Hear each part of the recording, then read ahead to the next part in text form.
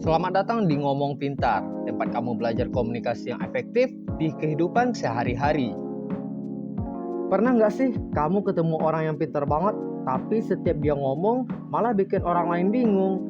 Atau mungkin kamu sendiri yang ngerasa, gue udah jelasin sejelas-jelas mungkin, tapi kok orang tetap nggak ngerti ya? Faktanya, semakin pintar seseorang, kadang justru semakin besar kemungkinan dia gagal dalam komunikasi. Kalau kamu pernah ngalamin ini, baik sebagai yang ngomong atau yang denger, klik like sekarang karena ini bakal relate banget. Masalah pertama, ilusi kejelasan. Orang pintar ngerti sesuatu dengan sangat dalam. Dan karena itu mereka merasa penjelasannya sudah jelas.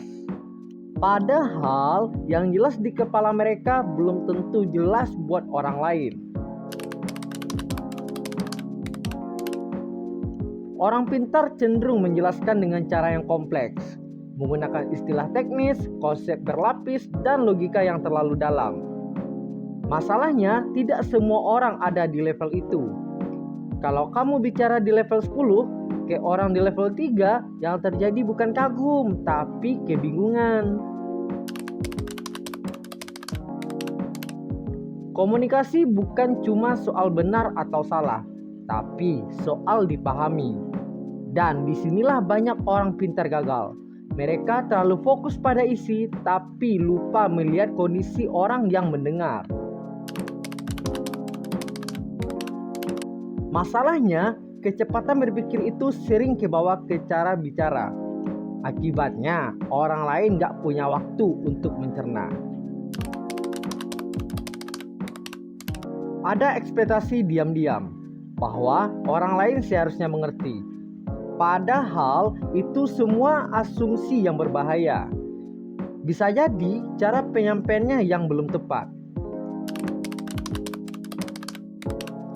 Orang pintar sering mengandalkan logika, padahal manusia tidak selalu dipengaruhi oleh logika. Mereka dipengaruhi oleh emosi. Cara agar orang pintar lebih efektif berkomunikasi. Pertama, sederhanakan, jangan pamer kompleksitas. Kalau bisa, dijelaskan simpel. Itu justru tanda kamu benar-benar paham. 2. Turunkan level ke audiens. Bukan mereka yang harus naik ke kamu yang turun ke mereka. 3. Gunakan analogi dan contoh. Bikin konsep sulit, jadi mudah dibayangkan. 4. Perhatikan reaksi lawan bicara. Kalau mereka mulai bingung, berhenti, ulangi, atau ubah cara. Dan yang terakhir, masukkan emosi dalam komunikasi. Bukan cuma benar, tapi juga terasa. Jadi, pintar itu bukan jaminan kamu bisa berkomunikasi dengan baik.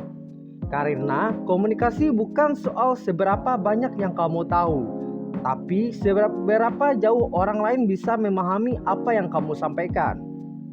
Kalau kamu mau belajar komunikasi yang lebih efektif, subscribe sekarang dan tulis di komentar kamu lebih sering jadi yang gak dipahami atau yang gak paham.